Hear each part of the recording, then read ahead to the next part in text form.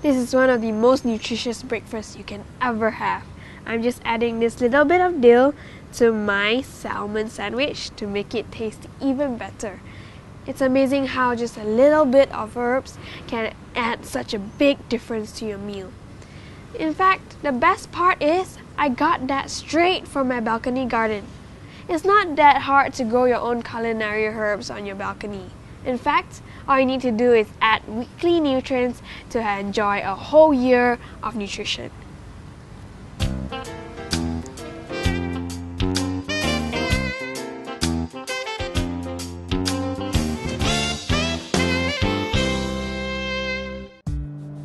Look at this patch of dill that I planted about 3 months ago.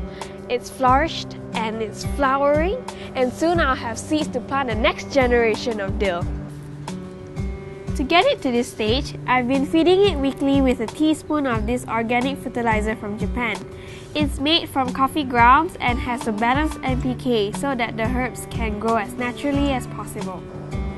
But what does it mean by a balanced NPK? Well, if you look at the package, and you'll find the label says 888, and that means the nitrogen, phosphorus, and the potassium content is balanced at 8%. Nitrogen keeps the plants green and healthy. Phosphorus encourages root growth, and potassium promotes flowering and fruiting. Sometimes the label also has an additional number to indicate a trace element, magnesium. If you are using chemical fertilizer, you need to feed it according to its stage of growth. For instance, you need a high P as its initial growth, and then you need a high N as it starts to flourish, and then you'll need a high K if you want more flowers and fruits. But with the organic fertilizer that I'm using, I don't have to switch because the formula is balanced. The granules will slowly release its nutrients into the soil as they get wet. To feed the fertilizer to your herbs, first you need to water your plants. This will moisten the soil, and it will cause the nutrients from the fertilizers to be absorbed. This also won't risk you washing away the fertilizers that you had just applied. Take a teaspoon of fertilizer, sprinkle the granules across the surface of the soil, careful to avoid getting any granules on the foliage of the plant because they can burn the leaves.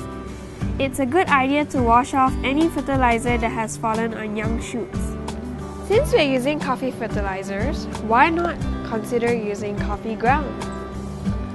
Instead of throwing it away, you could use it for your plants. Because as it builds up, it creates a top crust that keeps the soil below moist. But be aware that coffee grounds has a high acid content, so use it only for plants that thrive in acidic soil. The more conventional practice is to cut up dried leaves and twigs to mulch the ground. If your plant looks like it's struggling to grow, chances are the soil is too hot. Look at this rue herb that I planted about a few months ago. It's been here for so long, but it looks like it's a bit stunted. But a good layer of mulch will help cool the soil. Just spread the dry leaves all around the plant to a depth of at least 1 inch. Give it a good watering once in the morning and once in the evening. And remember to replenish the mulch as they rot in the soil. Rue is probably the most ancient of herbs, with its origin in the Mediterranean since biblical times. It's a good detox agent, and even though it should be eaten in moderation, pregnant women should avoid it.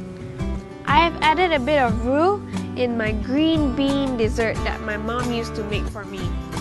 It's a bit bitter, but I know it's good for me. I'm Krystal Tee, wishing you good health and good nutrition.